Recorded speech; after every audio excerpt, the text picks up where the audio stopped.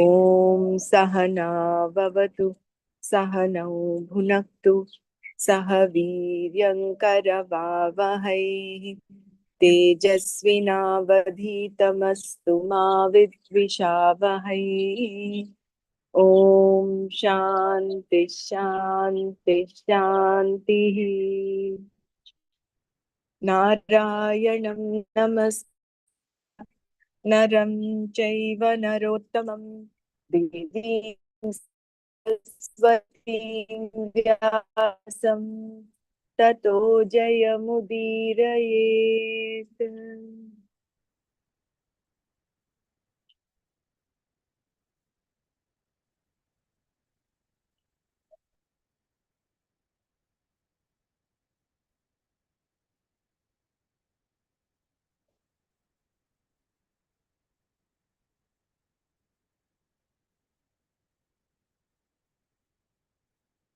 So, Jai Gurudev, we saw verse 26 yesterday, which is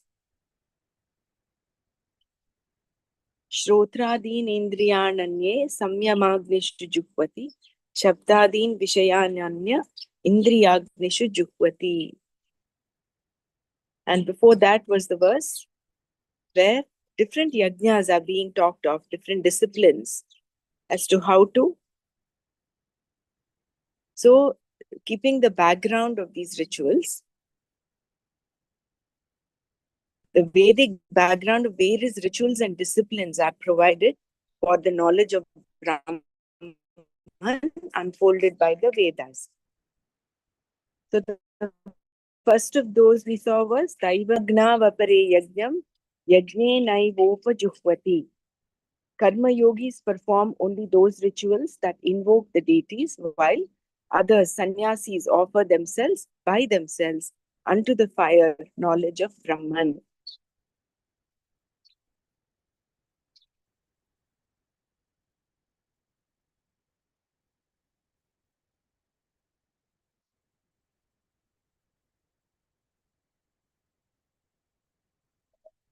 So offering oneself to the fire of knowledge. So how Karma Yogi is in order to prepare his mind for jnana, for the Antakarana Shuddhi, offers prayers unto deities with an attitude of a yajna bhava. And it is not as a for kamya karma. He does it only for that one singular purpose of Antakarana Shuddhi. Paryupasati, and they do it meticulously.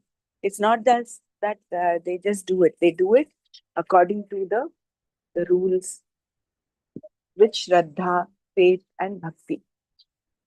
Right? So, whereas offering oneself to the fire of knowledge, the sannyasis, yajnam yajnena upajukvati. It is like a willing suicide. And Swamiji talks of harakiri. He says this is the best form of harakiri. To offer what? The ahankara. This one self is nothing but the small self, the limited self, the ahankara unto the knowledge of Brahman. This means that they are both the karta and the karma, the performer of action, performer of the action of offering, and the object offered. So the doer of the jnana yajna is myself, the one who knows is myself, what is known is myself, and what is offered unto the fire of Brahman is also myself. This means that I am Brahman. This knowledge that I am Brahman is called Samyak Darshana, clear vision. And being clear vision, it is opposed to the Deva Yajna performed by Karma Yogis. As Krishna told Arjuna in the 3rd chapter, when sannyasis follow pure jnana, it is jnana yoga, which is the jnana yajna mentioned in this verse. So 2 types of yajnas are compared in this verse 25. That is Deva Yajna performed by Karma Yogis and Jnana Yajna performed by Sannyasis. Now Krishna goes on to describe the other yajnas, after which he would again praise Jnana Yajna. So the yajnas mentioned in the next few verses are not rituals at all, but because they are disciplines whose purpose is to accomplish moksha by antakarana shuddhi, they are considered to be yajnas. Such disciplines can accomplish 2 ends. One is a certain composure, a certain tranquility, and steadiness of the mind. The second end that can be accomplished is maturity, a freedom from the thraldom of one's raga dveshas, likes and dislikes, that hold one hostage. You can release yourself from their hands by prayers and rituals, which help you gain certain attitudes. These disciplines can also help you gain alertness and are performed by sannyasis and karma yogis alike. They may be practiced in order to gain moksha or for lesser results, such as a certain degree of composure or discipline in one's life, so that the other disciplines may be practiced. There is no rule governing which disciplines are to be performed by whom. You may choose one or another, depending upon what you need. Thus, a few disciplines performed as yajnas are mentioned by Krishna. So we saw this 27, 26 yesterday. Shrotradin indriyanyanye samyamagnishu juhvati shabdadin vishayananya indriyagnishu juhvati, which is others offer their organs of hearing and other senses into the fire of self-mastery, while still others offer sound and other sense objects into the fire of senses. So one was Shama and the other one was Dhamma. The first line implies Shama. So the first yajna described in this verse relates to the sense organs, the ears and so on. Shrotradini indriyani. Shrotra means ear, and the suffix adi, meaning etc., refers to the eyes, nose, tongue, and skin, sense of touch. These 5 are the organs through which sense perception, such as hearing, seeing, smelling, tasting, and touching, respectively, take place. Here, the organs of sense perception and the organs of action are all offered unto the fire of self-mastery. Does this mean that the organs themselves are offered? Does one pluck off the ears and nose or pull out the eyes and tongue to offer them unto the fire? Of course not. In fact, the person does not do anything. The discipline described here is control of the senses or inner mastery, samyama.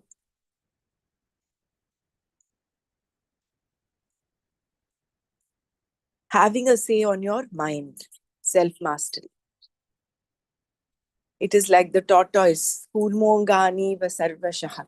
So when encountering the sense objects, what does the tortoise do? When it encounters danger, it just withdraws its limbs.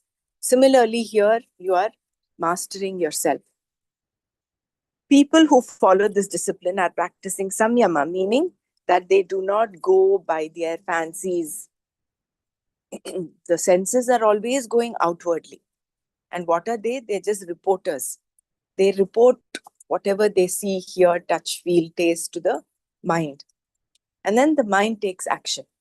So here, despite the senses seeing whatever they're seeing, hearing what they're hearing, there is nothing that is done because the mind is under one's control. There is samyama. In other words, they practice alertness with reference to the senses. A discipline is not an end in itself. We see this alertness or deliberateness in Buddhistic meditation. Those who practice this discipline remain aware of everything that they do. even the opening and closing of their eyes. This practice definitely has its benefits, but it can create tension also and should be followed up with inquiry.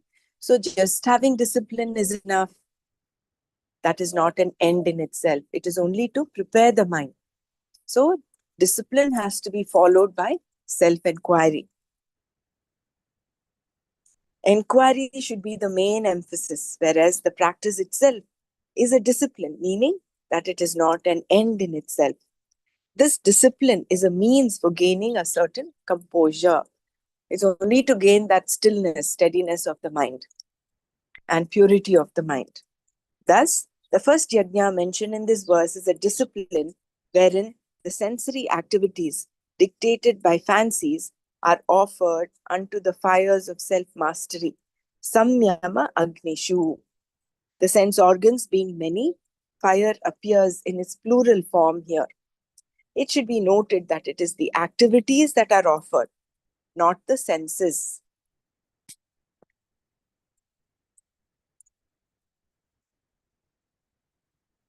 All fanciful and mechanical activities are offered unto the fire of deliberation, meaning that all one's activities are conscious and deliberate. This is what is meant by control. So, what is meant here is by being aware, doing things with that alertness.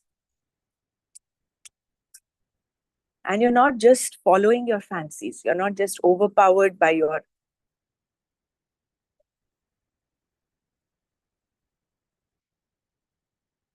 ragas and dveshas.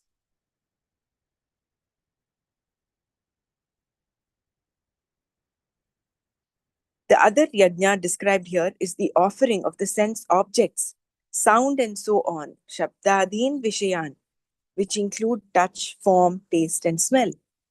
These sense objects are offered unto the fires of the sense organs, indriya agnishu. In the first line, it was samyama agnishu. In the fire of self mastery, what are offered? The activities of the senses are offered. Whereas here, the sense objects are offered unto the senses. But then, this seems to be no different than what is happening everywhere in the world today. People are lining up to see all kinds of movies and are listening to all kinds of music, feeding their sense organs with whatever sense objects they want. This, of course, is not what is being said here. Shankara explains the compound Indriyagnishu as Indriyani eva agnayaha, meaning that the senses alone are the fires. Unto the fires of sense organs, the sense objects are offered.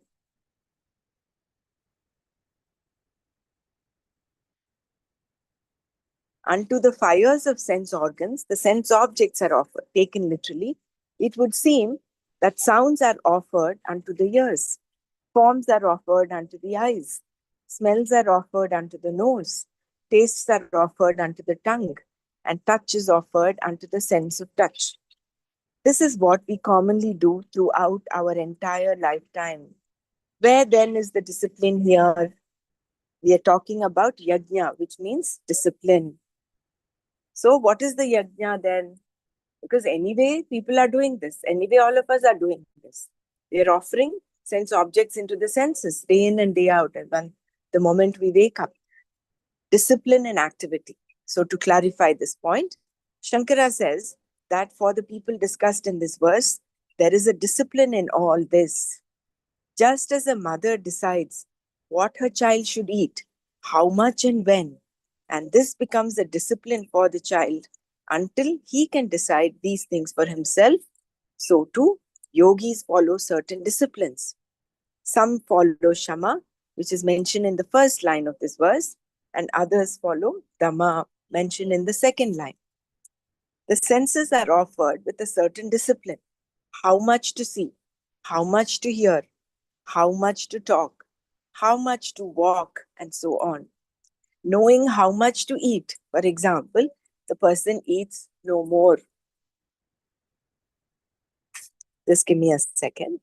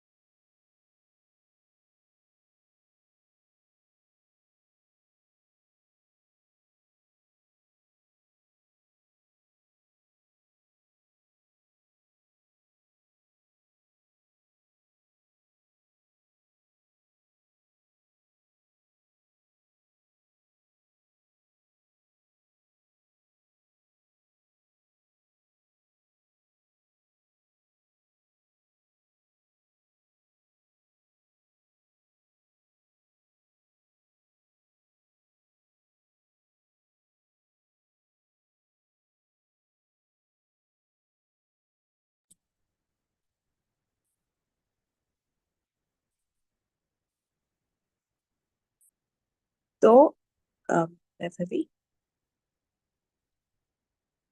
Yeah, so with reference to so knowing how much to eat, for example, the senses are offered with a certain discipline. How much to see, how much to hear, how much to talk, how much to walk, and so on. Knowing how much to eat, for example, the person eats no more, even though there may be a desire for another helping. These are all disciplines which are the practice of Dhamma. Initially, yogis practice mainly Dhamma so that they can come to Shama later. In this way, they live their lives with discipline. If you look at all our courses, we start off with Dhamma. We start off with saying, actually, Shama, Dhamma, both are involved there. When we tell them, stick to a vegetarian diet, no coffee, no tea. So there itself, there is a restraint of the senses.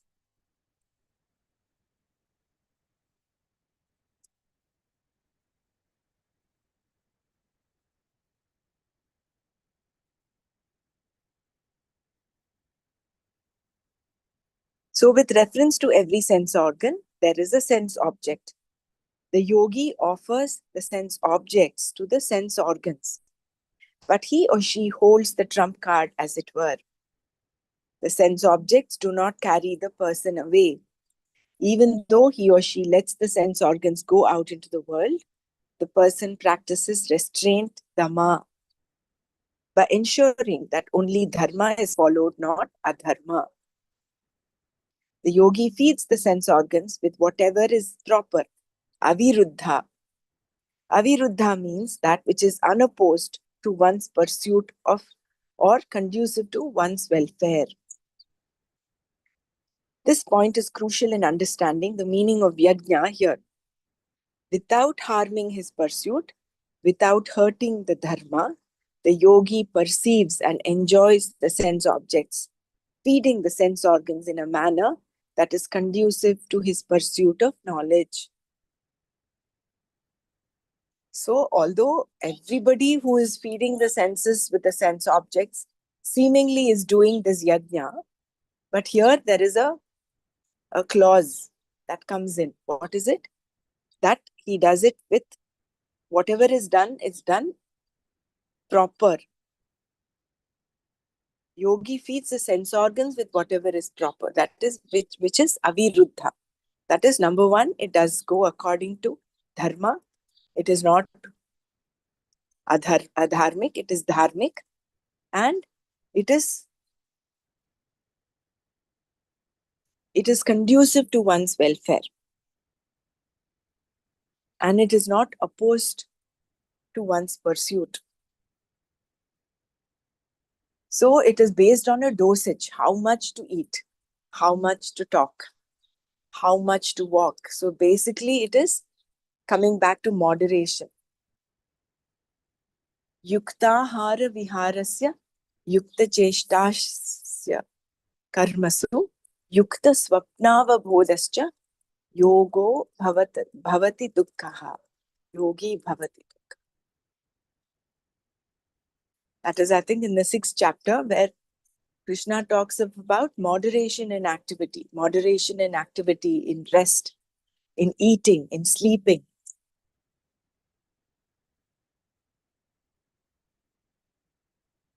So this is all about Dhamma.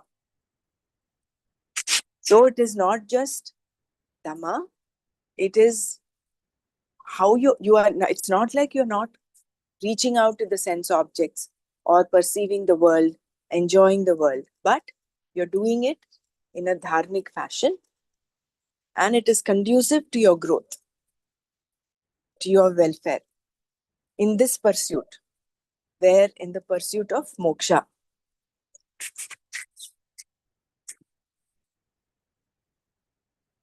So, without harming his pursuit, without hurting the dharma, the yogi perceives and enjoys the sense objects, feeding the sense organs in a manner that is conducive to his pursuit of knowledge. I remember once Gurudev, some story that Guru story that had come up long back was, I think it was to do with Vinod Menanji. So he was supposed to, from the ashram, this was long back. He went out to watch a movie and he came in very late. And Gurudev was actually asking for him. So when he finally came back, he kept him waiting for him. Gurudev kept him waiting. He didn't allow, the Dwarapalakas did not allow him to get into Gurudev's kutir. And after a long time, he was allowed in. And then Gurudev, of course, knew where he went, what he did. So then, apparently, what he told him, he made him sit down, and Gurudev fed him. He gave his plate food and gave him. And he said, the divine is here to serve you. If at all you wanted to watch a movie, you could have watched some, he had mentioned some 7 years in Tibet or something. He said you could have watched that kind of a movie. So, you enjoy, no worries, no doubt, but let it be conducive to your growth. One who's in this practice of with the lifestyle of karma yoga and pursuing this knowledge probably would not, there are so many kinds of movies out there, horror movies and whatever. So why would one go and watch a horror movie, right? So you kind of refine your preferences. Your preferences also will be according to your pursuit. It should be according to your pursuit. Jay Gurudev, earlier statements, Swamiji said people do all these things because they want to. People, watch all these movies and all this to come out of their momentary, mental whatever whatever they're going. They want excitement Correct. Excitement. So all this horror movie gives excitement. So they can forget their real life, whatever is happening. Right. Yeah, that's what, a few sentences before he mentions. Yeah. He talks about the excitement, no?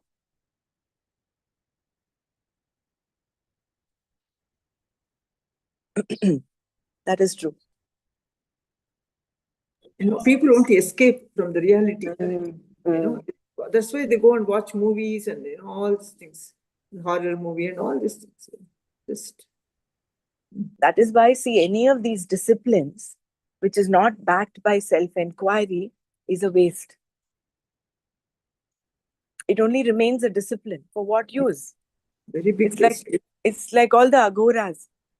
They do so much of rigorous discipline. I'm no authority to comment on what they do not do, but on the face of it, it looks like, see, all the fire walking and all those rigorous tapas that they do, if that is not backed by self-inquiry, it becomes futile. Even No. Gurudev once mentioned, he asked one of the yogis standing in one leg, "Kya aapko bhakti mila hai kya?" He asked. Yeah. So like that doesn't, unless you have the jnana yoga. And in the same talking with respect to fasting, correct, fasting is a way that you have a say on your senses. But again, that comes with a clause. There are different prakritis. Not everyone can fast, do a water fast, for example, based on your prakriti. And Gurudev says that time and again during Navratri and Shivratri and all. He says, those that have Pitta Prakriti, please do not fast. Do a water or a fruit fast. Don't do just a rigorous fast without eating anything. So it is all about understanding, and it is all about awareness, all about living life with that alertness. Why am I doing what I'm doing? When it comes with that understanding, then it makes sense. The whole idea is to discipline the mind, to mature the mind, to get that mind prepared.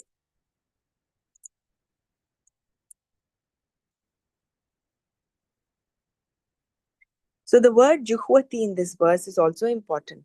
It does not simply mean to feed the sense organs or to sacrifice something. It means that you're doing the offering, you hold the trump card and are not letting the senses feed themselves. The senses want more. Your fancies always demand more. But you say no. This is like a child wanting the chocolates that he had collected on Halloween, but the mother says no. Why not? The child says. They are my chocolates. I went around and collected all of them. Why should I not eat all of them? Yes, the mother explains. They are your chocolates, all right, but I will keep them for you. You may have one today and another one tomorrow. Even though the child may cry, the mother remains firm. Here, you do the same for yourself. You mother yourself by disciplining the demands of your fancies, which is the practice of Dhamma. So beautifully put up. I know we did this yesterday, but I thought it was good for us to redo that one more time. It's very nice actually. When you redo, we are able to again the second time. Yeah, It goes to the memory. correct. So ultimately, all these synapses should form in our brain because all of us are at an age where we may not remember all that we read, all the points. So a bit of repetition will help. And Manana also will help. So everybody should share. See, when you share something, whatever you share remains in your in your memory. That is why China would always insist. He says after those Bhagavad Gita sessions he would say 10 minutes, get into your groups. And each one should share. It's not like only one or two people are sharing and talking. It should not be like another uh, session. It should be sharing. Whatever is your takeaway, whatever has touched you, whatever you felt, oh yes, this is it. This is something that I will take away from this session. So that way, again and again, when we do that, then the whole group, the Sangha will, benefit. Each one benefits, the Sangha also benefits. Actually, I don't know whether I posted this particular reel that Gurudev talks about how Sangha is important. I think I did. Maybe you can check the group. So beautifully, he says, you stay with the Sangha, continue your practices. And Sangha means all like-minded people together. like-minded people, yeah. Follow knowledge. Yeah, See, you posted it. You posted it I in the posted it, yeah. latest. Yeah. Very nice. Mm. So being in a Sangha, when all of us, of course, we're all doing Shravana, no doubt. But when we also share, then the whole, it'll be even more fruitful, more fulfilling. So, anyone wants to share anything with this with respect to Shrotradi Nindriyananye, Indriyagnishu Juhvati, Samyamagnishu Juhvati, Shabdadin Vishayananya, Indriyagnishu Juhvati. So, the fire of Samyama and the fire of the Indriyas.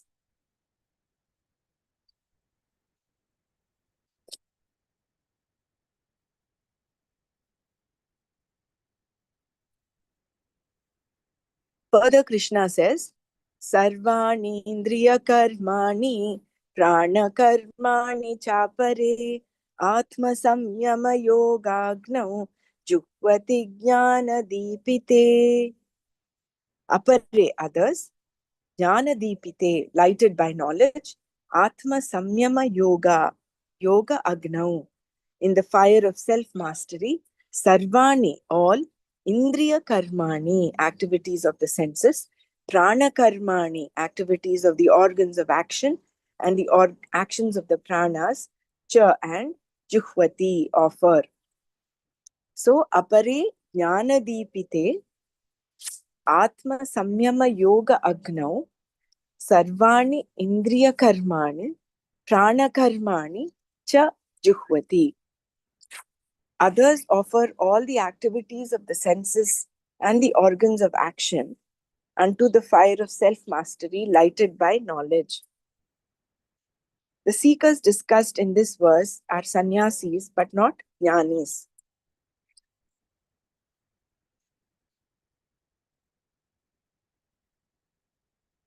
So they are Vividisha sannyasis, right? Not Vidvat sannyasis. Because they are sannyasis with no obligatory duties to perform, they offer all activities except those required to maintain the body unto the fire of self-mastery, Atma Samyama Yoga Agnau Juhvati. Such people live a life of meditation and contemplation called Atma Samyama Yoga. Unto this fire of meditation that is helpful in self-knowledge, those who are given to meditation offer all sensory and other activities. For the people discussed here, the usual activities of life resolve into one life of meditation. Thus, they do nothing but meditation and whatever that is necessary to maintain the body so that the knowledge can be gained. The previous work talked about seekers who live in the world, but seekers in this verse are renunciates. They remain where they have to remain, live a life of meditation, and pursue knowledge. Here, then, meditation is being emphasized. These seekers are sannyasis as well as yogis. For them, there is viveka, their discipline being lighted by knowledge, jnana deepita. In other words, they know exactly that they want the knowledge that is moksha. Self-mastery leads to knowledge. Here, jnana deepite means lighted by knowledge, a knowledge of what is right and wrong, what is nitya and anitya, real and unreal. Thus, both vairagya and viveka are there, but dhamma and shama are still to be gained. In order to gain this self-mastery, these seekers have given up all activities and have taken to a life of meditation. Such sannyasis are many.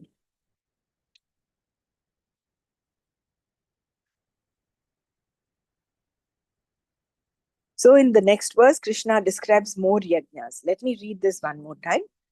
Sarvanindriya karmani, prana karmani chapare, atma samyama yogagnau, juhvati jnana deepite. Others offer all the activities of the senses and the organs of action. 1 minute. Second.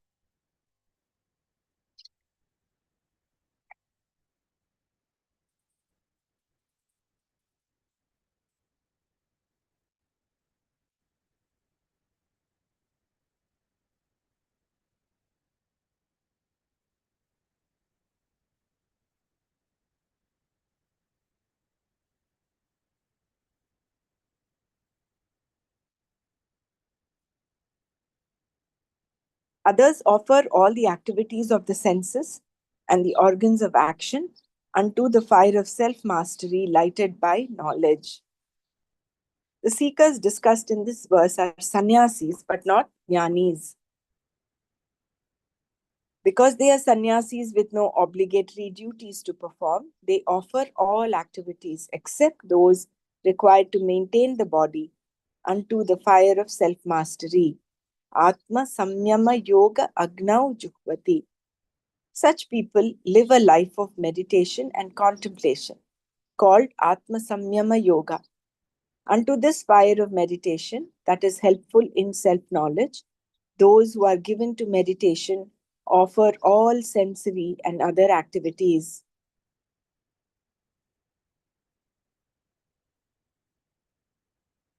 See, even Dhyana Yoga, 6th chapter, is also called Atma Samyama Yoga.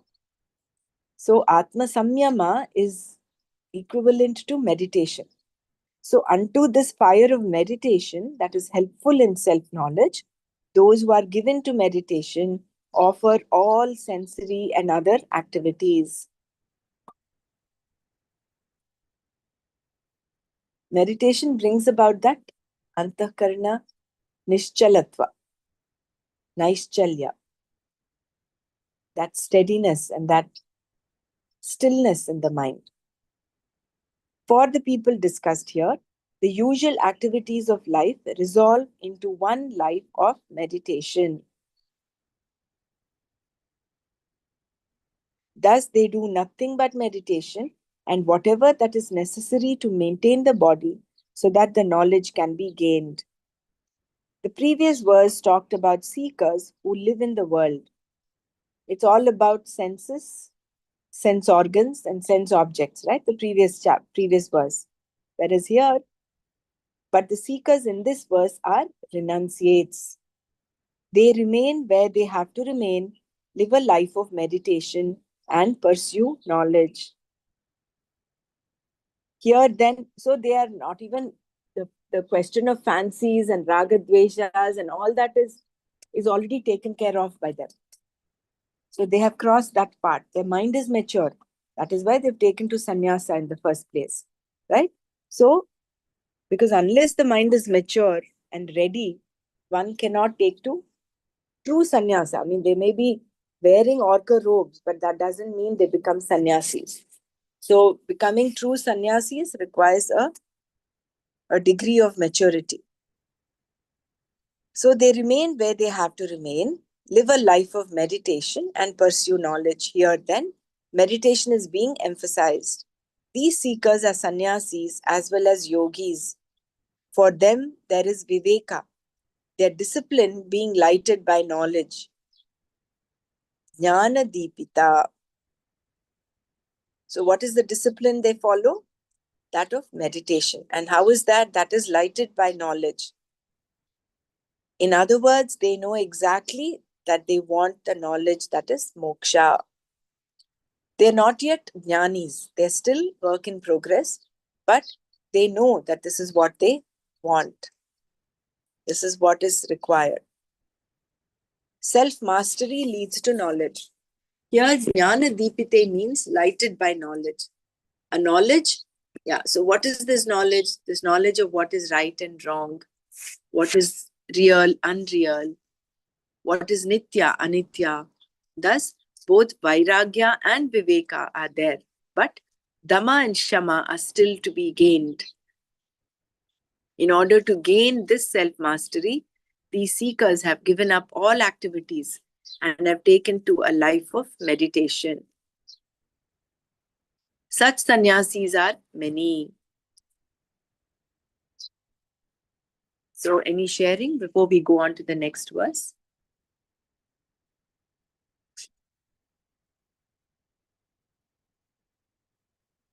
See, the word jnana deepite, these two words have to be understood also.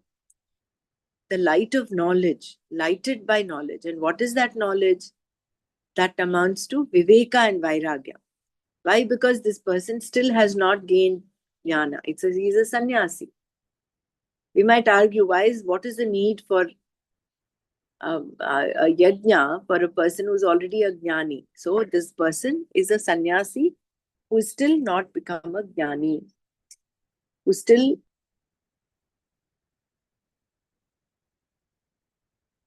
is still a sadhak. Say, But he, Gurudev. yes. Yeah, please go ahead, Brahma. No, Bela, I'm done. You just say. No, he's not Jnani, but he's Viveki, yeah, right? He has Correct. that knowledge about right and wrong, real and Correct. real. And so beautiful, we are offering all Karanas to the fire of knowledge. All Karanas. How much to listen, how much to speak, how much to eat, how much to um, how much is necessary to sustain our body. And that includes everything, social media or whatever we count. Absolutely.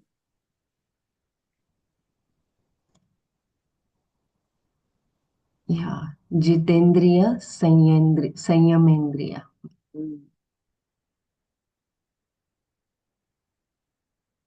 So he is away from that Vigata Jvara, that The jvara. feverishness for the. Yeah. He is a vigata jvara. That is, he is devoid of that feverishness. He is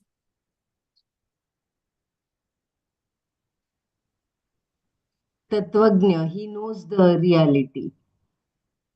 This particular verse, the sannyasi is still has not attained the knowledge yet. He's taken to the lifestyle of sannyasa, and that is why he's practicing Atma Samyama Yoga. That is meditation. So he's offering this, what is that? So in the beginning, does he need, like in the beginning, maybe he has to do apply some force, is it okay? Like in the beginning, you may feel like second serving. At the back of your mind, you feel that you are still little hungry, you can have it. But then he knows that I have to stop here. This much is enough for me. And then later on, it becomes like a practice. Correct. Otherwise, right now, what is happening, the food part, especially, it is, we don't eat junk food, but still becoming mitahari is still like a lot of dhamma. I'm talking about myself. Correct. No, that mostly applies to everyone. See, according to Ayurveda, it says what? Ekavaram yogi, Divaram khadate bhogi, and Trivaram is a rogi. So you're supposed to, actually, a yogi is supposed to be eating once a day.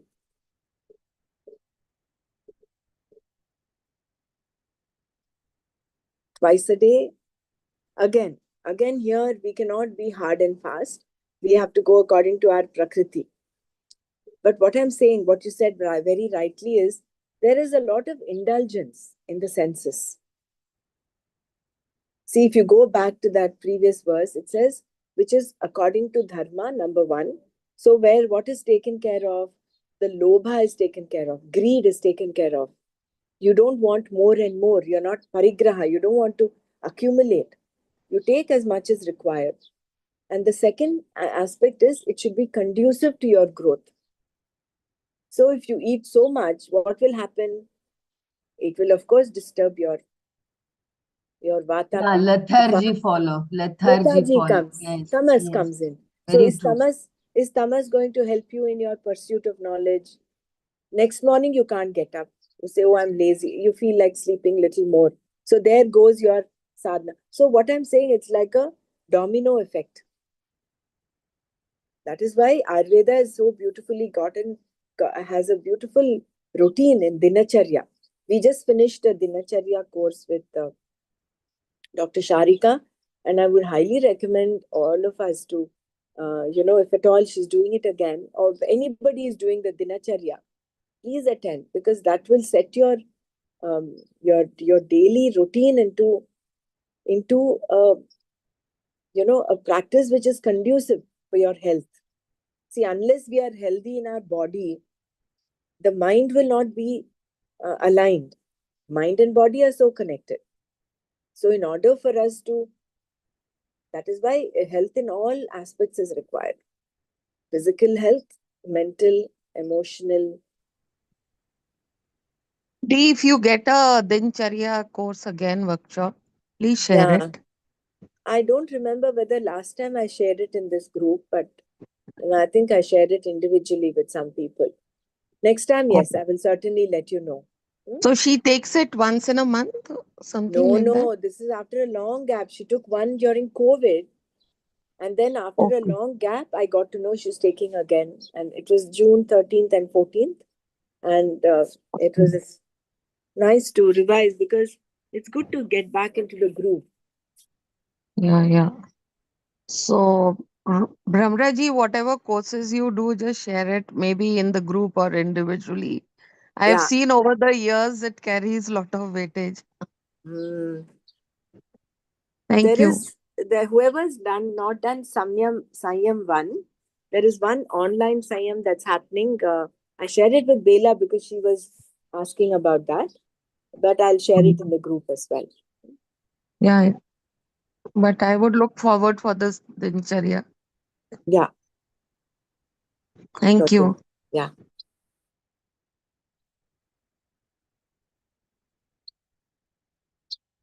So Jnana Deepite. So of others offer all the activities of the senses and the organs of action unto the fire of self-mastery, lighted by knowledge. So this Jnana Deepite is tantamount to Viveka and Vairagya.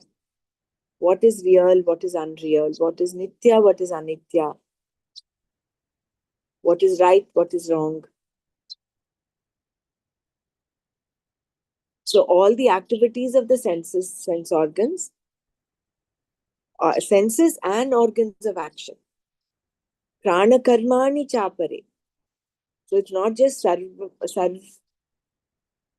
sarvanindriya karmani, prana karmani chapare, atma samyama yogagnau, juhvati jnana deepite. So see, everything comes with that understanding. We're not just doing it blindly. We understand why we're doing it, and then we do it. That inquiry aspect is there, that understanding aspect is there. So this stands Vedanta apart from just blind belief and blind superstition. Someone said you should not cross when a cat crosses. You should not go past that.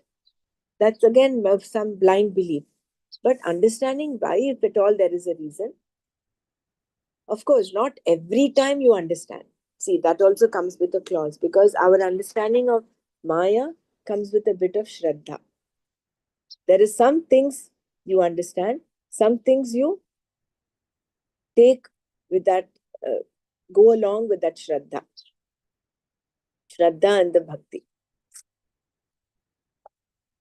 जान के जाओ, मान के जाओ. Yeah. कुछ जान के चलो, कुछ मान के चलो.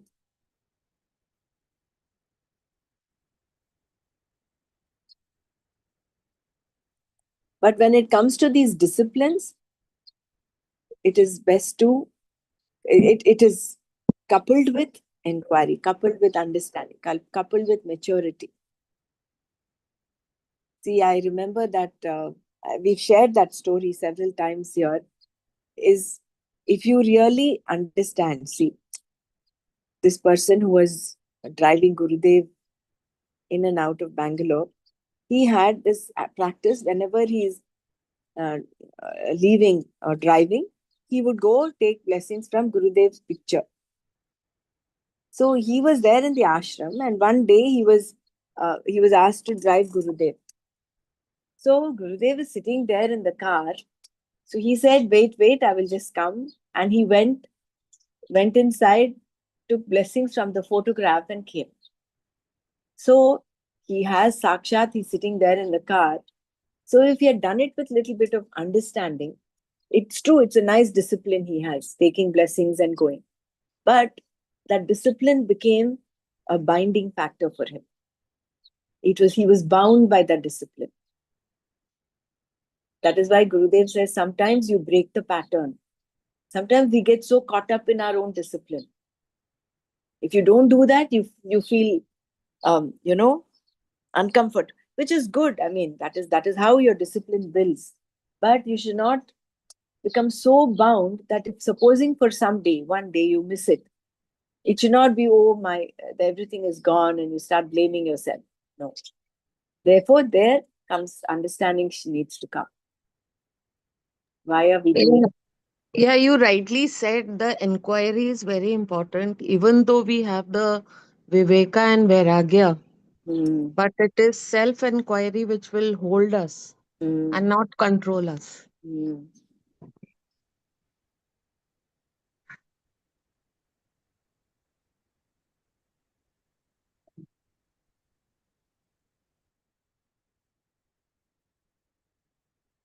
See, my father, for example, Nana, he chants the Bhagavad Gita and he's been doing that for now, I think, 33 plus years now. So he uh, he does it every day. When everything is conducive, he does it. After his breakfast, he um, does all his nitya karmas. And this is actually part of his nitya karma.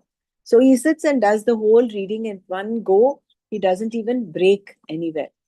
But there are some times when there are some other family activities that bring in a little break in this. So what he does, he he does the same thing the next day. He does it twice over. Or if there's a break sometimes. So he does some in the morning and some after he's finished the active family activity, he does that in the evening. But the continuity doesn't break, as in doing it doesn't break. So similarly, see, otherwise if he was stuck on saying, oh, I have to do this, it becomes very rigid, no? That discipline itself, it becomes very rigid. So again, coming back to the middle path, the golden path, moderation. At the same time, not being lazy. See, even in yoga, we tell people, do as much, stretch till you feel that stretch and that just the beginning of the pain. You stop there. But don't be lazy. Don't just do half of what you can do and say, oh, I've done it. So in every aspect, getting that balance is important. And no doubt the sattvic sukha, yattadagre vishamiva, pariname amrutopamam. So in the beginning, any form of discipline will seem a little difficult. Dinacharya, for example, it says you must wake up at Brahma Muhurta. So that itself becomes difficult for many people, right? And then at least before sunset, before sunrise, is a clause. So gradually, half an hour, you keep waking up half an hour earlier than yesterday. So gradually and gradually, you can reach where you have to reach. So discipline requires commitment, requires understanding, and it should be coupled with inquiry. So we did verse 27. Then the series of yajnas now, as we keep going. So the next was, Krishna describes more yajnas. What is that? Dravya yajnas, tapo yajna, yoga yajnas, tatha pare, swadhyaya jnana yajnascha, yataya samshitavrataha. Tatha, so too, apare are the others. Dravya yajna, those who distribute wealth. Tapo yajnaha, those who follow prayerful disciplines. Yoga yajnaha, those who practice yoga. Cha, and swadhyaya jnana yajnaha, those who pursue knowledge. samshitavrataha, those of firm vows, yatayaha, those who make efforts. So tatha apare dravya yajnaha, tapo yajnaha, yoga yajnaha, cha swadhyaya jnana yajnaha, samshitavrataha yatayaha. So too there are those who distribute wealth, those who follow prayerful disciplines, those who practice yoga, and those of firm vows and efforts who pursue knowledge. So here Krishna points out various other disciplines or yajnas that different types of seekers are engaged in. Those who distribute wealth in the form of money or whatever else that may be given as charity are called dravya yajnas. To distribute one's wealth, dravya, can be purely charity, or it can be given as a yajna, as an offering to the Lord, as a means of invoking the Lord in the form of this sacrifice. A person who does this is called a dravya yajna here in this verse. Tirtheshu dravya viniyogam yajna buddhya kurvanti ye te dravya yajnaha. Those who perform dravya yajnas, that is, distribute money as a yajna, are called a dravya yajnas. For example, in India, a good part of the wealth in the form of cows, land, gold, clothing, vessels, or grain that a man leaves behind when he dies is distributed to the people. In fact, this distribution is the main part of the ritual performed after death. Before the cremation, the distribution takes place. To distribute one's wealth as a yajna while living helps one gain antakarana shuddhi because there is giving involved.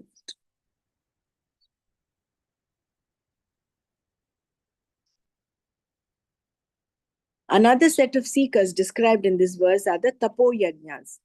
Those who practice various types of tapas are called tapo yajnas. Tapaha yajnaha esham te tapo yajnaha. Bahuvrihi samasa. So those who practice the various types of disciplines as a yajna are called as tapo yajnas. Tapas refers to any kind of prayerful discipline undertaken for the sake of atonement or discipline.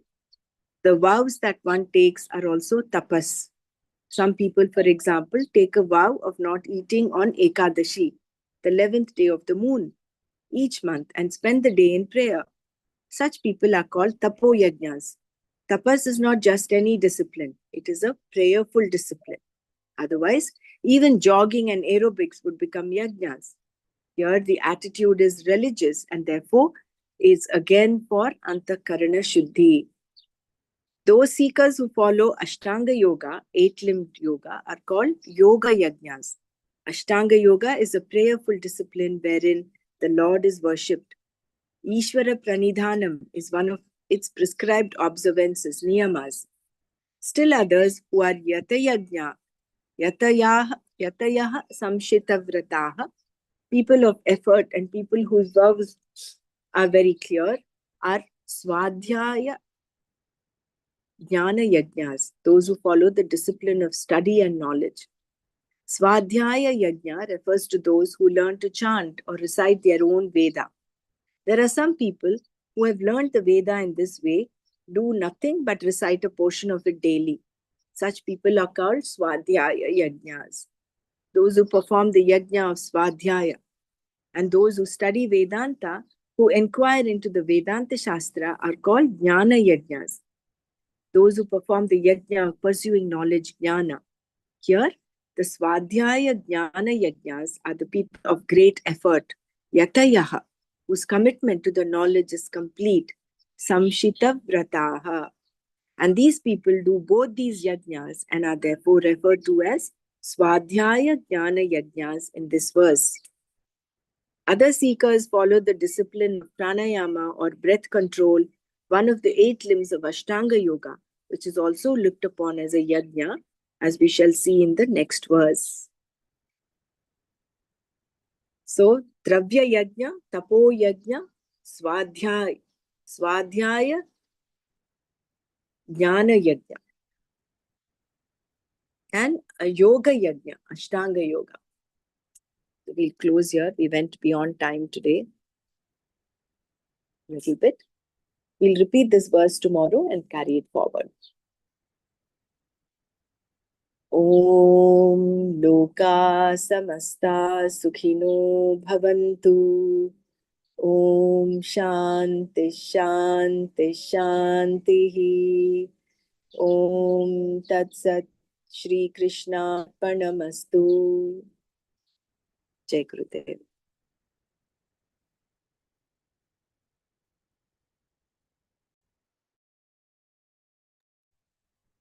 एकमेवाद्वितीयं ये ब्रह्मा निर्गुणं निश्चलं निर्विकारम् एकमेवाद्वितीयं